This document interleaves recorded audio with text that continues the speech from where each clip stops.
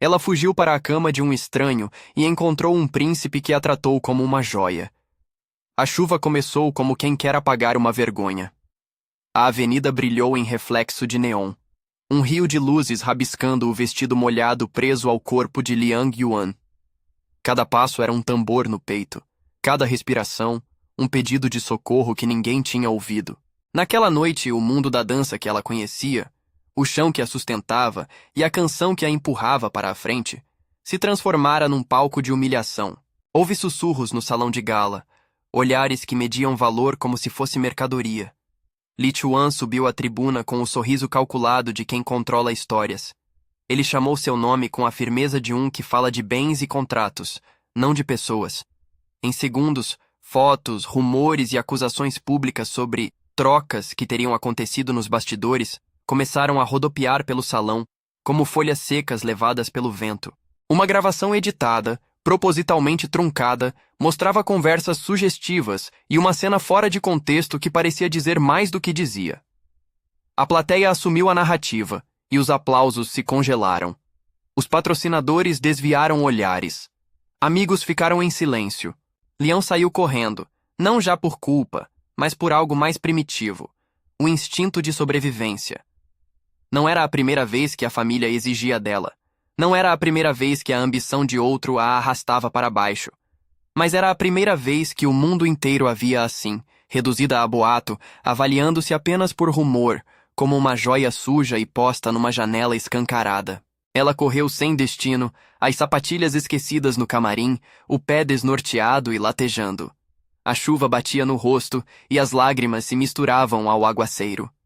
Seguiu até onde a cidade parecia menos familiar, até os hotéis discretos que hospedavam executivos em trânsito.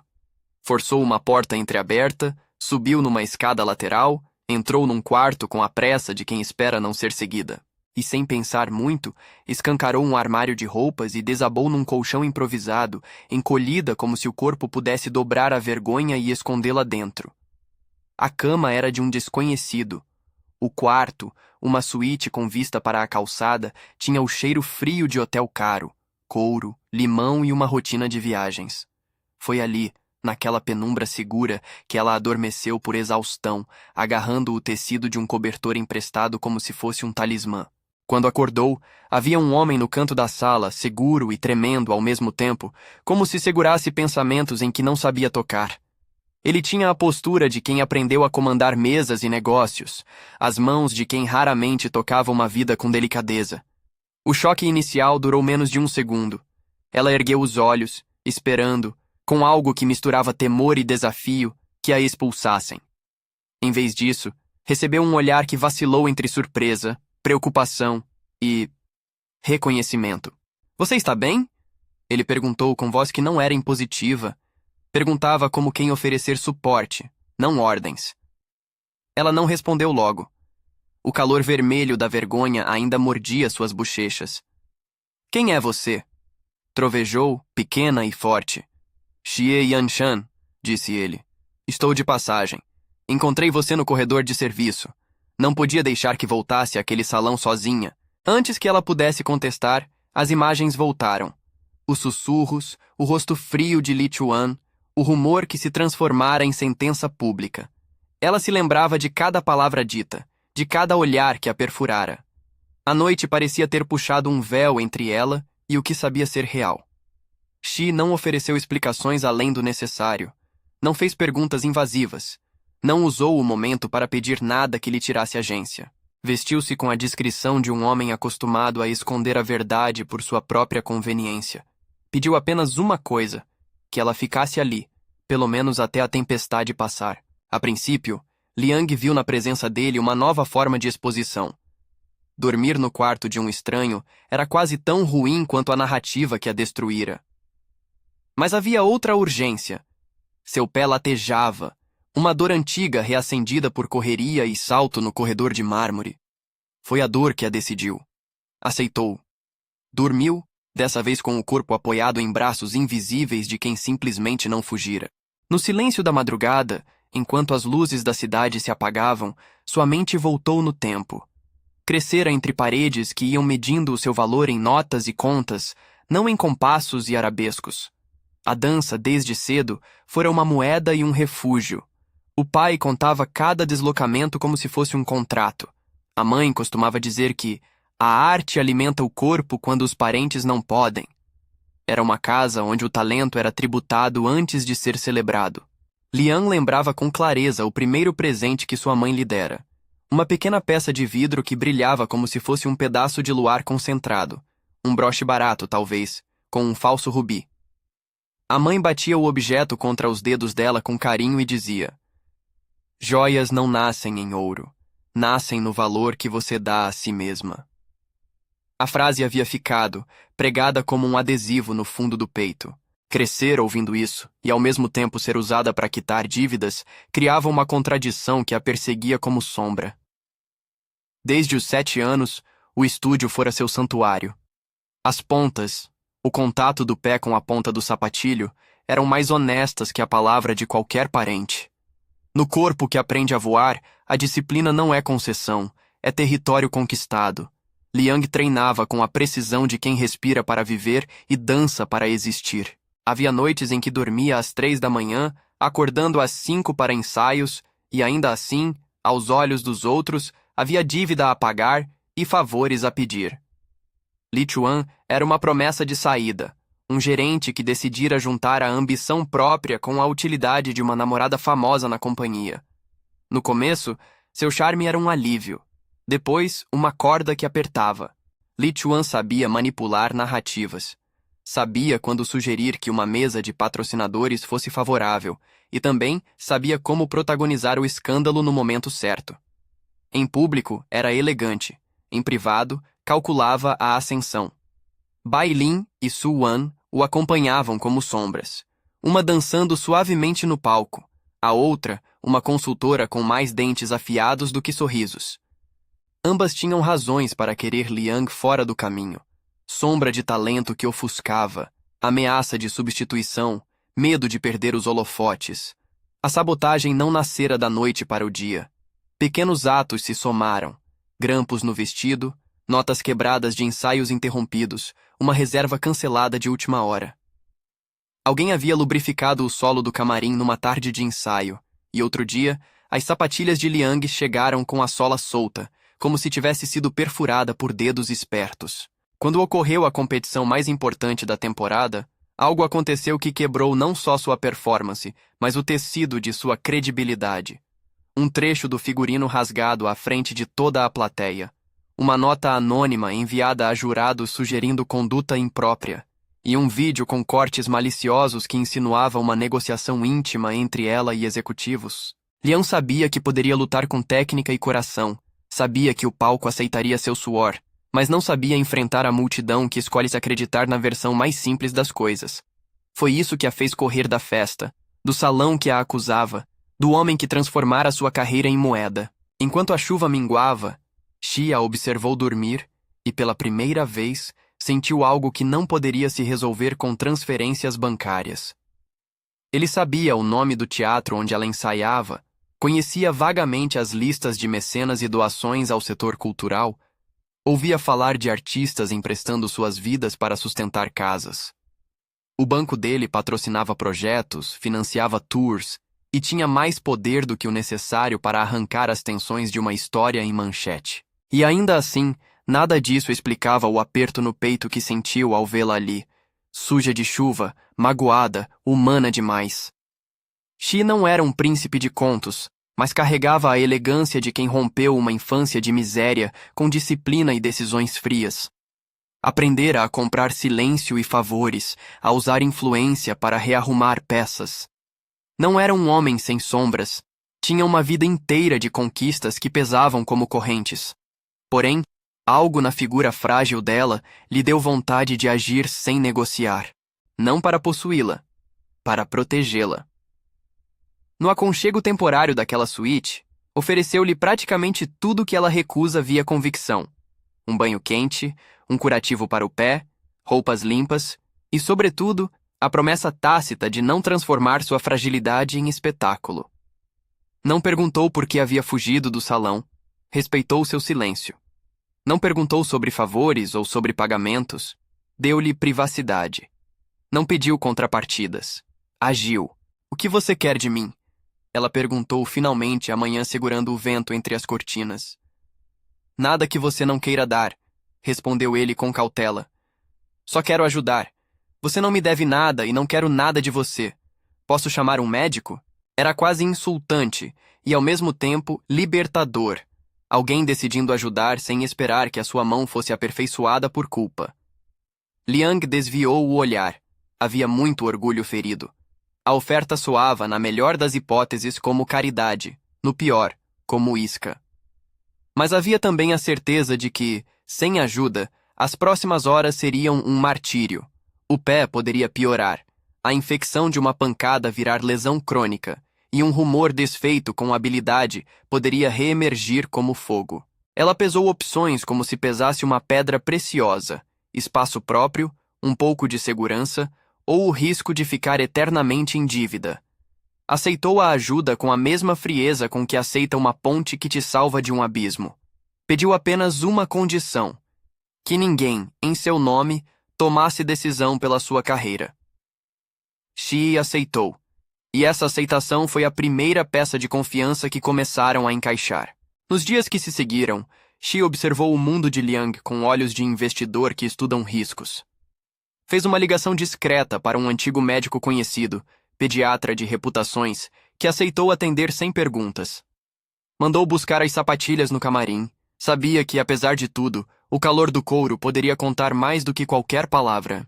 Visitou o teatro em silêncio, sentou-se nas sombras do salão durante um ensaio e viu Liang mover-se como se estivesse costurando seu próprio futuro com o corpo. As cenas da dança que ele testemunhou foram as que o prenderam de vez. Liang no centro do palco, a luz transformando sua sombra em cisne. A curva do pescoço, a extensão dos braços. Cada gesto dizia a mesma coisa. Aqui vivia algo que não pertencia ao mercado. Ele pensou na metáfora que a mãe dela repetira quando menina. Joias nascem no valor que você dá a si mesma. Ele viu uma joia, deslocada, poluída por mãos erradas, e entendeu que a limpar não seria apenas questão de dinheiro. Seria questão de restituir valor. Liang, por sua vez, sentia o desconforto de dever a alguém. Crescera acostumada a ser usada como garantia, como título de capital humano que os parentes endividavam. Não quis repetir a história no âmbito de um homem com poder. A cada gesto de si, havia uma tensão. Como aceitar ajuda sem repetir a submissão que aprendera a temer?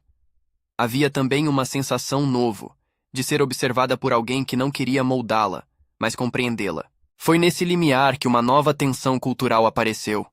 A cidade, pequena para os mecânicos do escândalo, grande para os namoros e poder. Li Chuan continuava a operar. Ele não desistira do seu plano. Se o plano original de destruí-la publicamente deixara cicatrizes, havia alternativas a serem exploradas. Contratos cancelados, oportunidades redirecionadas, cartas anônimas. Ele agiu como quem varre o chão após haver sujado um tapete. Sua remediação era uma forma de controle. Bai Lin, com sua vaidade fina, alimentou boatos sobre a insegurança dos patrocinadores em apostar numa figura assim. Su Wan, por trás de sua imagem de consultora, costurou acordos para que algumas cadeiras na direção pudessem favorecer decisões favoráveis a seus clientes. O teatro, que deveria ser um altar para a arte, era terreno de política, e ali jogava-se uma partida que não respeitava talento. Numa noite posterior, Liang recebeu uma mensagem anônima. Uma captura de tela de uma conversa privada, ameaçando divulgar outras imagens se ela não renunciasse a disputar o papel principal na próxima montagem. A chantagem era clara. Renuncia, e as filmagens supostamente comprometeriam sua carreira. Recusa, e o vazamento aconteceria. O que a mensagem não dizia era o nome por trás da conta. Mas Liang conhecia o cheiro daquela estratégia. Era de quem tinha muito a perder com sua vitória e muito a ganhar com sua submissão. Quando contou a Xi, ele não perdeu a compostura. Não se moveu por impulso, mas por logística e pela urgência de quem já construíra impérios com estratégias. Fez perguntas que pareciam frias, mas eram ferramentas. Quem tinha acesso às suas caixas pessoais? Quem acessara suas bagagens? Quem poderia ter manipulado as filmagens? Ao ouvir, Liang sentiu uma mistura de alívio e medo. Alívio por haver alguém que colocava estrutura na confusão. Medo pelo preço real dessa intervenção. Não quero que você me pague nada com sua liberdade, disse ela uma noite, já recuperada o suficiente para andar sem mancar, sentada no sofá da suíte com as mãos cruzadas. Muitas vezes um gesto vira uma dívida. Eu não quero que isso seja um título que você cobre no futuro. Xi sorriu pequeno, quase cansado. Ninguém cobra dívida de joia. Joia não é moeda, é reconhecimento. Eu quero que você esteja segura o suficiente para brilhar quando for a hora. Não quero ser quem decide por você. Não sou tão tolo. Foi uma afirmação pequena, mas cheia de significado. Ele não oferecia um trono. Oferecia um apoio. Ela, por sua vez, oferecia sua própria recusa em se tornar objeto. Entre eles, formou-se um acordo tácito. Ele interviria, mas sem apagar as rédeas da vida de Liang. Ela aceitaria a ajuda, mas estabeleceria limites. Um acordo que, nas pontas, já mostrava que cada um teria de se adaptar. As primeiras ações de Xi foram discretas, como as de um cirurgião que abre uma ferida para limpar o que dentro corrói.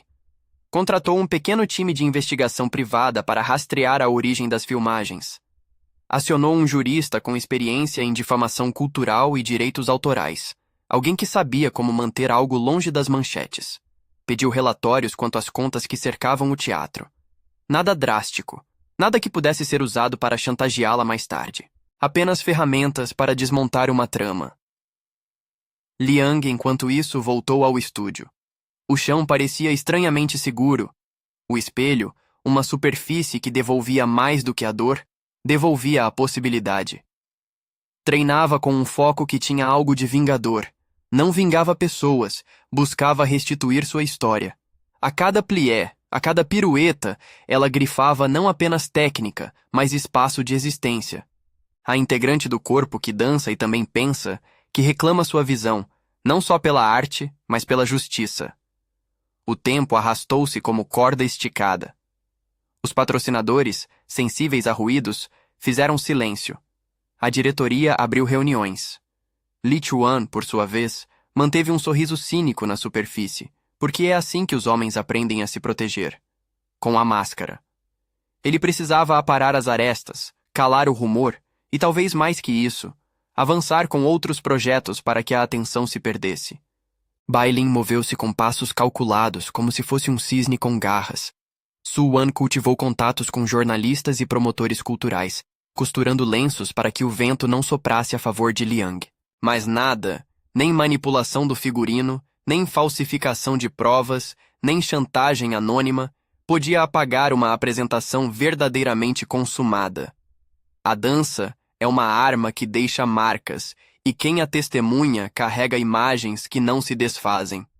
Havia ainda a promessa de uma nova montagem, uma oportunidade que poderia reverter tudo, um papel principal que retornaria o brilho onde queriam apagar.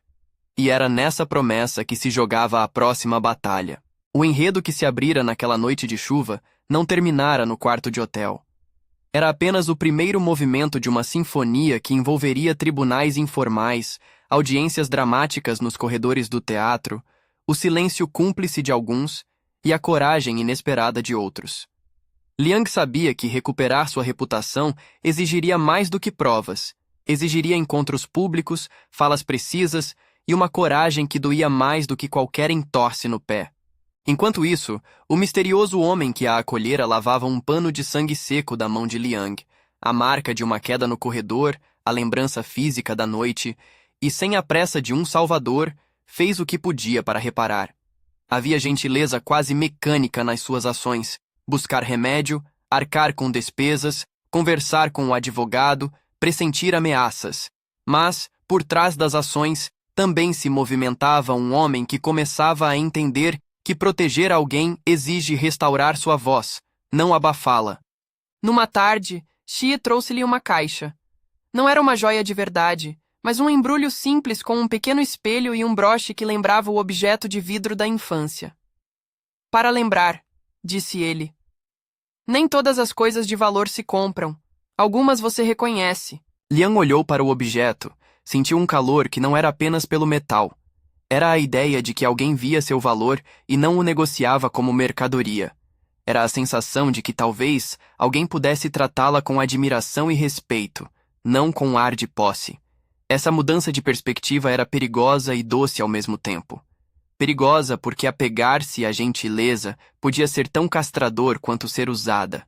Doce porque finalmente havia um espelho onde ela podia se enxergar mais do que rumor. Mas a calmaria era superficial. Li Chuan não demorou a reagir. Mandou uma emissária ao teatro com uma proposta de resolução. Um acordo que exigia que Liang assinasse um termo renunciando a reclamações e publicidades contra certas partes.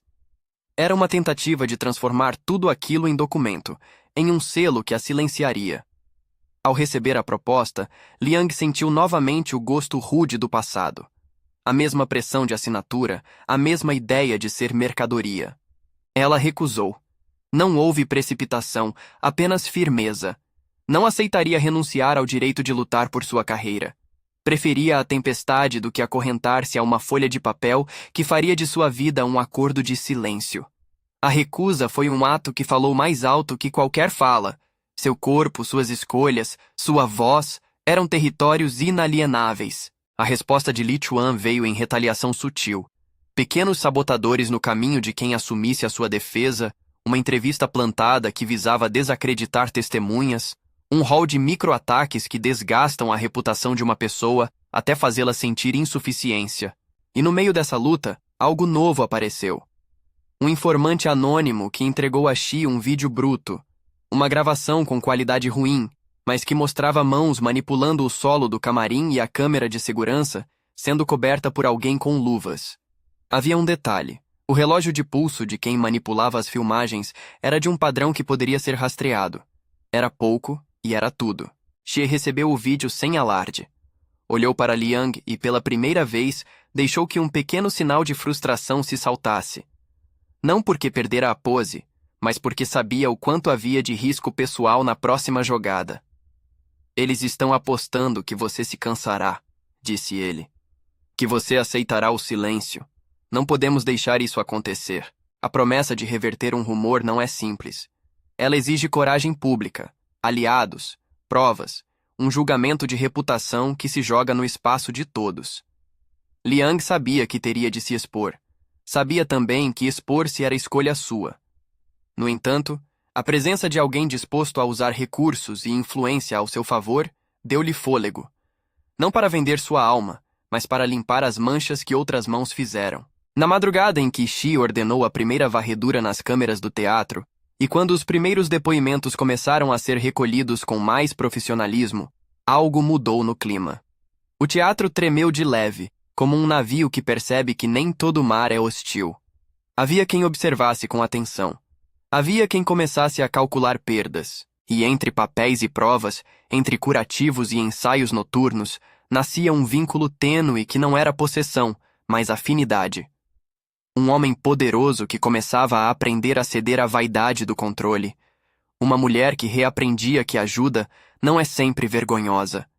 Não se tratava de um conto de fadas sem manchas, tratava-se de duas vidas que, por acaso, se reconheciam em pontos de dor e cobriam um ao outro com cuidado. Ainda assim, as cicatrizes eram visíveis. A cidade murmurava. Li Chuan fazia movimentos nas sombras. Bai Lin sorria como quem desdenha de pequenas batalhas. Su Wan conversava em mesas onde o poder troca favores como quem troca cartas. A narrativa de intriga só começava a se armar. Havia pressa. A próxima montagem, a oportunidade de retomar o papel que poderia selar a reputação de Liang, se aproximava. O enredo pedia uma atuação culminante. Mostrar ao público, numa performance, que a verdade da sua arte era mais forte que qualquer boato. A dança seria o tribunal final, e o palco, o veredicto. Na véspera do primeiro ensaio para a nova montagem, Liang olhou pela janela do camarim, a cidade iluminada como um céu de gemas. O broche no peito estalou com seu calor. Em seu rosto havia cansaço e determinação. Ela sabia que escolher entre esconder-se e enfrentar era escolher quem desejava ser. Havia preço, mas também havia restituir o valor. Xie, do lado de fora, acionou discretamente pessoas que podiam ajudá-la sem transformar a ajuda em espetáculo. Mas também, naquele processo, demonstrou uma fraqueza que ele não confidenciaria. Acreditava nela. Acreditar nela era, para ele, um risco maior do que qualquer investimento financeiro. Elegia essa aposta não por tê-la comprado, mas por querer vê-la brilhar por mérito próprio. Quando as luzes do teatro se acenderam no ensaio geral e Liang entrou no centro do palco com o coração acelerado, a história que começara naquela noite chuvosa ainda tinha muitos atos a encenar. Gemas podem ser riscadas, poluídas, escondidas, mas, com tempo e mão cuidadosa, voltam a brilhar. E era nesse limiar entre a chuva e o palco, entre o escândalo e o ensaio, que o primeiro movimento suficiente para derrubar o que fora armado pela ambição de outros começava a tomar forma. Enquanto as vozes se calavam nas arquibancadas e as cortinas se mantinham entreabertas, uma promessa pairava no ar. Que aquilo não terminaria na cama de um quarto de hotel, nem num rumor que rende manchetes, mas na recuperação do lugar de Liang, não apenas como objeto de contemplação, mas como dona de sua própria história. A calma antes do ensaio foi quebrada por uma mensagem curta, enviada por um número privado. Você tem agora a chance de desistir. Caso contrário, expomos mais. A tela do celular ficou fria nas mãos de Liang. Do outro lado, Xi ergueu a cabeça como quem sente a tensão antes do primeiro acorde de uma sinfonia. Ele sabia que o próximo movimento definiria velocidades, máscaras e consequências. Ela respirou fundo, colocando o broche próximo ao coração. Houve um instante em que o mundo pareceu suspender. O som dos passos dos técnicos, o roçar das cortinas, o pulsar do estádio. Liang fechou os olhos e, por um fragmento, imaginou que cada célula do seu corpo fosse uma pedra bruta. Nas mãos certas, pensou, lapidam-se diamantes. Nas mãos erradas, quebram-se. Ela abriu os olhos. Sabia para quais mãos queria se entregar o processo de cura. Uma decisão se aproximava. Encarar o palco com a verdade nua ou recuar para salvar a independência. A resposta ainda não viria naquela noite, mas o primeiro passo já estava dado. Havia um estranho que lhe dera abrigo. Havia um homem com recursos disposto a desmontar a trama. Havia também a cidade, pronta a julgar com sede de novidade. Enquanto as luzes do teatro reduziam-se e os reflexos do palco desenhavam sombras de cisnes, algo importante permanecia intocado: a autonomia de Liang. Ninguém ali poderia comprá-la. Quem chegasse a tratá-la como joia teria de aprender aquilo que o mundo ainda não aceitava. O polimento não é posse, e reconhecer o brilho alheio não é apropriação. Na manhã seguinte, antes do ensaio, um telefonema veio de uma linha anônima. Uma voz nervosa, talvez arrependida, talvez cúmplice, disse apenas: "Se quiser provas, procure a sala de gravação do terceiro andar. Eu deixei algo lá." Foi o aviso que faltava. Uma rachadura na fachada que poderia levar à queda do castelo de cartas. Liang olhou para Xi. Ele não precisou dizer nada. A expressão nos olhos dele tinha a promessa da investigação, e por ora, bastou. O mistério, a luta e o cuidado continuavam. E a cama daquela suíte, onde ela havia se recolhido na noite mais sombria, transformara-se num ponto de partitura para a sinfonia que ainda se desenrolaria. Uma melodia de vingança justa, de proteção respeitosa e de uma mulher que passo a passo retomaria sua posição. Não como troféu, mas como artista que sabe o seu valor. Se você gosta de histórias de superação e emoção, fica comigo até o final. A sala de gravação no terceiro andar era menor do que imaginavam. Fios cruzavam o chão como raízes, cadeiras empilhadas guardavam figurinos, e num canto esquecido, um monitor antigo permanecia do jeito que alguém o deixara. Ligado, a última imagem congelada no frame bruto que, agora, tinha o poder de desmontar uma narrativa inteira. Havia ali o reflexo de luvas manuseando fitas, o vulto de uma pessoa curvada sobre a torneira do camarim e o detalhe menos óbvio, um relógio rústico no pulso, com um mostrador quadrado e bracelete de couro marrom que chamava a atenção por ser incomum entre as pulseiras finas do teatro. Quando Liang entrou com Xi e o pequeno grupo de investigação que ele organizara, a sala cheirava a pó e café antigo. A testemunha anônima, Uma técnica de som cujo nome Xi protegia entregou uma cópia do arquivo em um pendrive guardado num envelope. Ela tremia levemente, como se as mãos balançassem de medo por ter feito algo perigoso. Por outro lado, havia alívio evidente no rosto. O alívio de quem resolveu não ser cúmplice. "Por que você trouxe isso para mim?" Liang perguntou em voz baixa, mais curiosa do que acusadora. "Porque cansei de ver talento ser vendido por medo", respondeu a técnica, e a confissão bastou para que um eco de verdade se espalhasse pela sala. Xi analisou o vídeo com a mesma frieza que o havia guiado a decisões de mercado, mas agora havia uma ponta de pressa humana. O relógio era a chave. O investigativo traçou uma rota. O modelo do relógio era de uma loja especializada no bairro dos executivos. Havia registros de manutenção nas últimas semanas. Rastrear o serviço daquele bracelete significava chegar a quem o usara. Era uma aproximação. Havia ainda o detalhe da luva com uma marcazinha na costura, uma linha branca que, em mãos peritas, poderia ser associada a uma costureira que havia vendido peças para fantasias do teatro. Pequenos fios, somados, poderiam desenrolar o esquema. Xi sabia disso. Convoqueu seu advogado, pediu que a técnica assinasse um termo de proteção de testemunha, encaminhou o pendrive para um laboratório que poderia confirmar a autenticidade do arquivo sem editá-lo, e discretamente pediu que ninguém, imprensa, diretores, patrocinadores, fosse alertado antes de terem provas sólidas. A estratégia era proteger Liang de vazamentos que só aumentariam o dano.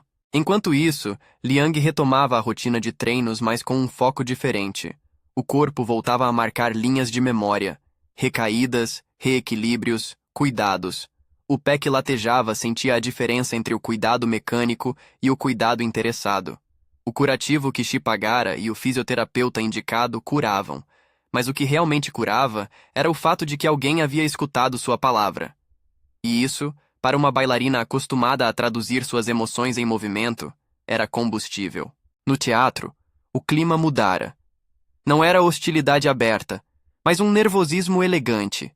Cadeiras reservadas, sussurros sufocados, olhares que buscavam confirmar se os rumores continuariam a fazer parte da coreografia pública. Li Chuan se manteve profissional, o que, para quem conhecia, era sua forma de atacar. Bai Lin tolerava a presença de Liang com um sorriso que quebrava no canto como porcelana rachada. Su Wan, sempre calculista, mantinha a pose de quem dirige bastidores enquanto observa a cadeia de eventos. Uma semana depois, o laboratório devolveu o laudo.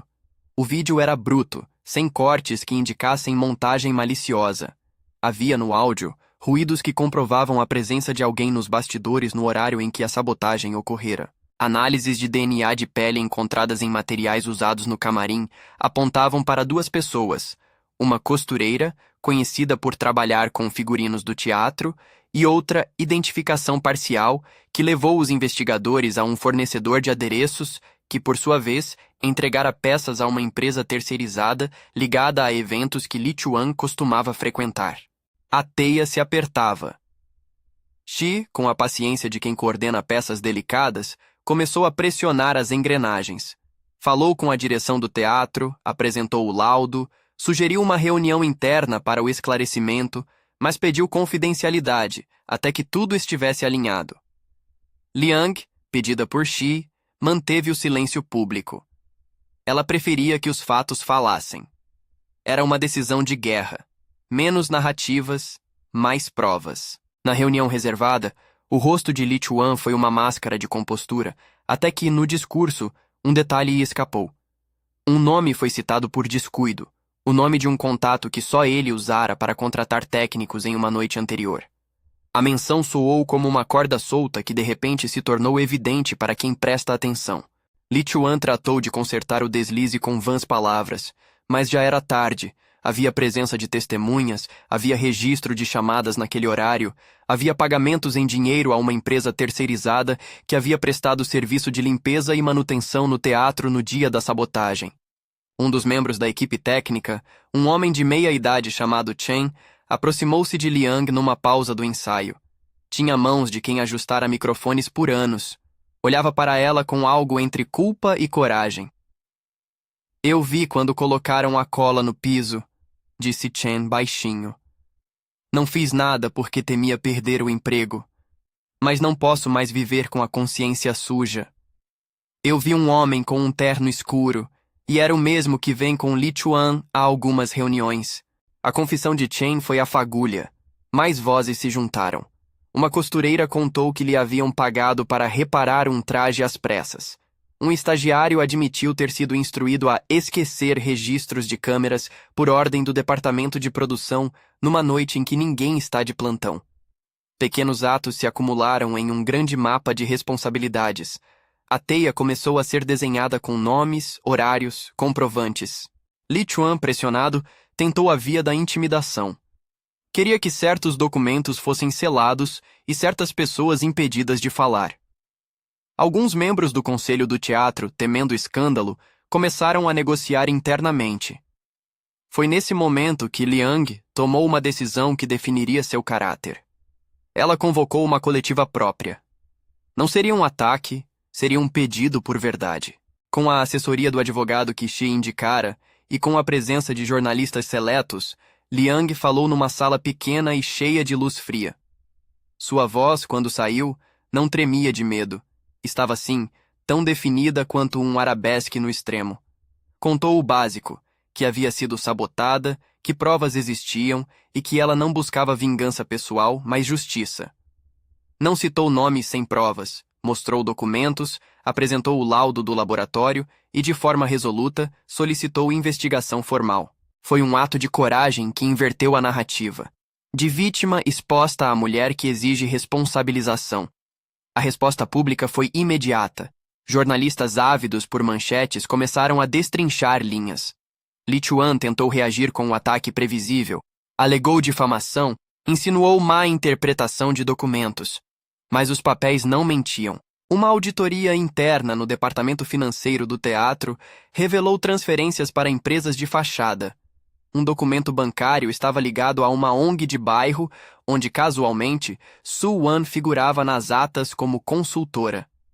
Pequenos ponteiros convergiram em padrão. O teatro teve de abrir um procedimento disciplinar.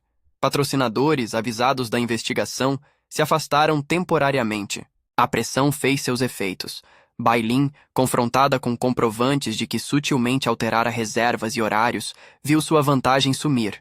Su Wan teve contratos suspensos, enquanto as empresas que a contratavam revisavam sua conduta. Li Chuan, vendo as cadeiras de apoio se esvaziando, fez uma última tentativa de controle. Tentou negociar com o conselho um acordo que o preservasse em troca de saída silenciosa. A direção, temendo exposição, hesitou. Parte do conselho preferiu proteger a instituição a todo custo. Mas havia agora vozes que optaram por limpar a casa.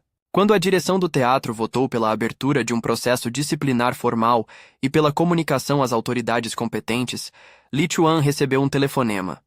No dia seguinte, foi afastado de suas funções como gerente. Não foi uma queda espetacular imediatamente. Foi um processo que deixava marcas administrativas, nomeações canceladas e um possível processo por difamação pairando. O público, que antes se alimentara de boatos, agora começava a se interessar pelo desfecho.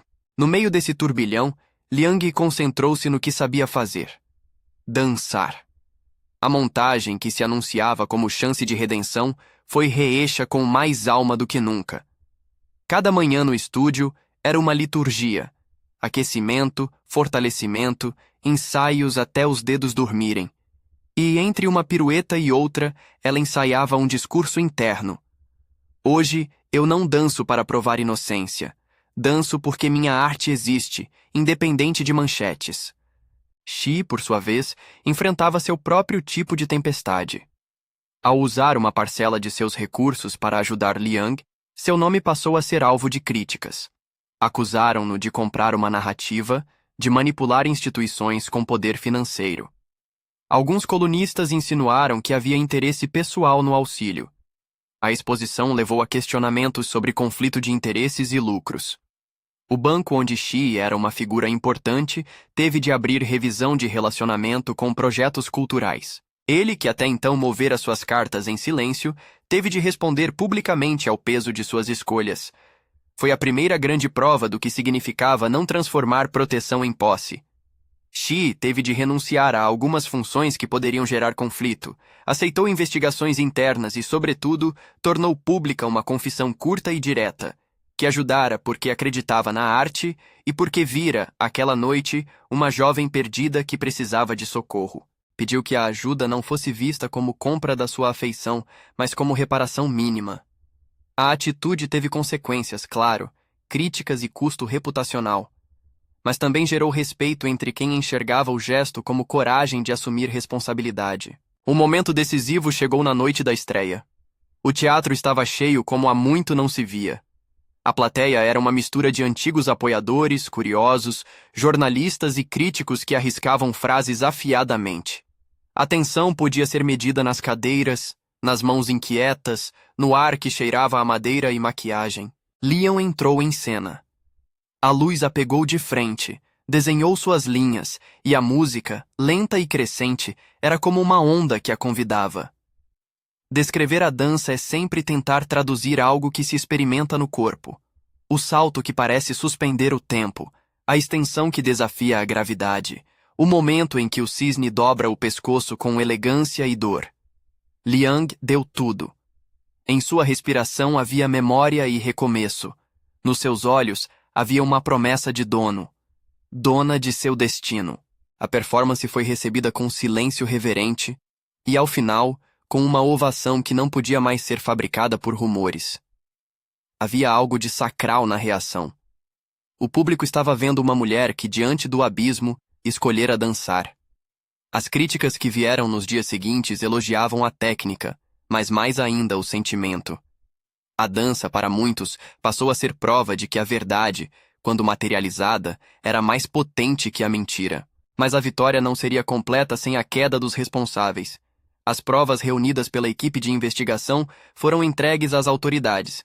Documentos, troca de mensagens, laudos e depoimentos empilharam-se até formar um quadro coerente. Li Chuan foi chamado a depor. Sua voz, antes firme, tornou-se réstia de justificativas. Houve, em seguida, pedidos de esclarecimentos à consultora que assinara contratos. Su Wan teve contratos rescindidos e passou a enfrentar inquéritos administrativos. Bailin perdeu patrocínios e viu sua reputação profissional abalada a ponto de, temporariamente, ter de refazer sua carreira em palcos menores. Alguns nomes menores que atuaram como peças foram demitidos ou processados por conivência. A justiça, que muitas vezes anda lenta, naquela sequência se mostrou eficaz o suficiente para que os danos pudessem ser reparados publicamente. Não foi um fim feliz, em que tudo voltava à ordem apenas pela mágica do dinheiro. Foi reparação com custos, demissões e processos. Para Liang, a vitória significou reconhecimento profissional, mas também a oportunidade de empoderar outras mulheres no mesmo cenário. Era uma vitória prática e simbólica.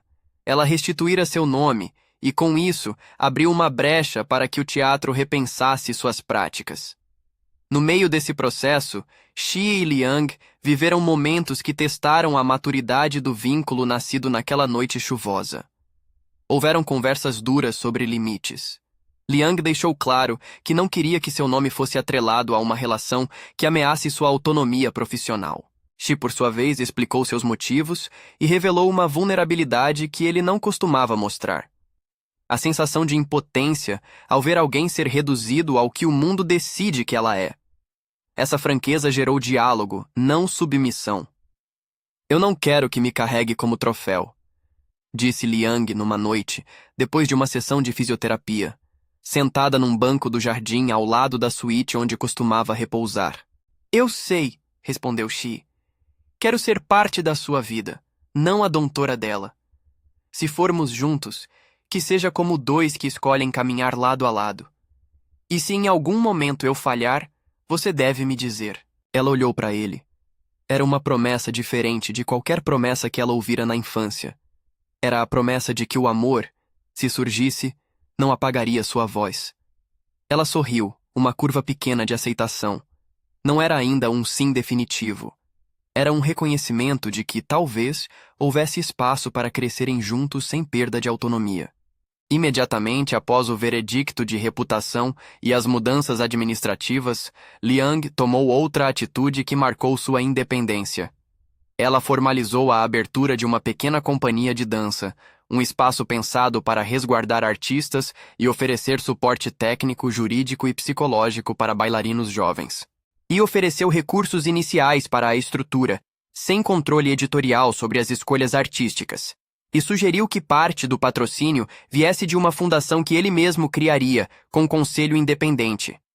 Liang impôs condições. O conselho teria membros eleitos pelos artistas, decisões artísticas seriam tomadas por um corpo colegiado, e havia um fundo de emergência para casos de abuso e chantagem. Era uma construção que demonstrava que a ajuda pode ser instrumento de liberdade quando criada com limites. A notícia da fundação e da companhia trouxe repercussão positiva. Jornais que antes haviam explorado a fofoca passaram a elogiar a iniciativa como um sinal de reconstrução do tecido cultural. Jovens bailarinos, alguns com histórias semelhantes à de Liang, começaram a procurar a nova companhia em busca de oportunidades e proteção. O relacionamento entre Liang e Xi avançou de maneira concreta. Não foi um salto de conto de fadas, mas um movimento de aproximação consciente. Ele a convidou para uma exposição de joias antigas, não por ostentação, mas porque havia algo simbólico em revisitar o objeto que sua mãe lhe dera quando criança. Lá, entre vitrines, ele segurou sua mão com a delicadeza de quem pede permissão antes de avançar. Queria que você visse isso como uma escolha, não como herança, disse Xi, segurando um pequeno estojo que guardava um broche com um brilho humilde. Eu pergunto ao que pode haver de nós. Toparia caminhar comigo, não como parte de um contrato, mas como parceira? Ela riu baixinho, porque a vida raramente se declara em monólogos românticos. Sua resposta veio depois de um silêncio que continha tudo. Não foi um juramento eterno, mas um consentimento presente, um convite mútuo para verem se essa caminhada seria uma construção a dois. Aceitou a proposta de tentar, com a condição clara de que manteria sua independência artística e que qualquer passo público seria discutido antes. O gesto do homem que a acolhera naquela noite transformou-se então em algo mais maduro. Não possessão, não compra, mas aposta por reciprocidade. Xi também aprendeu limites. Renunciou a certos cargos, ensinou-se a ouvir mais e a impor menos. Ambos souberam que a relação exigiria trabalho, cuidado e discussão constante, e isso, para Liang, foi parte do encantamento. Uma parceria onde a joia não era exposta num pedestal, mas lapidada lado a lado. Meses depois, a companhia de Liang estreou sua primeira produção, um espetáculo que aliava técnica e narrativa, contando, sem ser literal, sobre a resiliência do artista. Nas cortinas, a metamorfose foi clara. O palco vira caixa de joias e, ao mesmo tempo, espaço de memória. O público se emocionou, a crítica reconheceu a originalidade, e os jovens dançaram com a liberdade de quem sabe que não será explorado em nome de contratos obscuros. No epílogo íntimo da história, Liang caminhou pelo palco vazio depois de uma apresentação. Segurou o broche que trazia desde a infância e o colocou no centro do palco. Olhou para cima, onde apenas o feixe de luz a acompanhava, e pensou nas muitas mãos que tentaram medir seu valor com notas e favores. Sentiu que agora esse valor era reconhecido, mas não por alguém que o decidia por ela mesma, depois de uma limpeza de verdades e de uma luta por dignidade. Xi, na arquibancada, observou-a em silêncio. Havia no rosto dele uma mistura de orgulho e medo do futuro, mas também a certeza de que sua presença, ao lado, não anulava o brilho dela. Eles se encontraram depois nos bastidores. Não houve promessas grandiosas, apenas uma palavra: cuidado. Ele colocou a mão sobre o ombro dela, um gesto que dizia: estamos aqui, juntos, e sempre com escolha. Liang sorriu, e pela primeira vez em muito tempo, sentiu que ser chamada de joia não significava ser propriedade. Significava ser reconhecida, respeitada e, se escolhesse, amada. Anos depois, quando a companhia de Liang cresceu, tornou-se referência de boas práticas no meio. A ASF, Associação para a Segurança e Futuro dos Bailarinos, nasceu a partir daquele primeiro fundo de emergência. Nomes que antes haviam sido coniventes pediram desculpas publicamente e passaram por processos internos que mudaram práticas. Alguns seguiram carreira em outros rumos, Outros, infelizmente, viram-se afastados do meio artístico. A cidade aprendeu, aos poucos, que proteger a arte é também proteger aqueles que a fazem. No fim, a imagem ficou. Liang, no centro do palco, a luz a desenhar o contorno de um cisne, o broche no peito como um símbolo de resistência, e Xi, respeitoso à margem, como alguém que aprendeu a reconhecer sem possuir. A joia naquela história reluzia não por ser exibida, mas por ser escolhida diariamente. Liang seguia sendo bailarina, seguiu errando, aprendendo, amando e lutando. E sempre que o passado ameaçava se insinuar, lembrava-se do que dissera a mãe uma vez. Joias nascem no valor que você dá a si mesma. Se esta história tocou você, curta o vídeo e inscreva-se para mais capítulos de superação e emoção.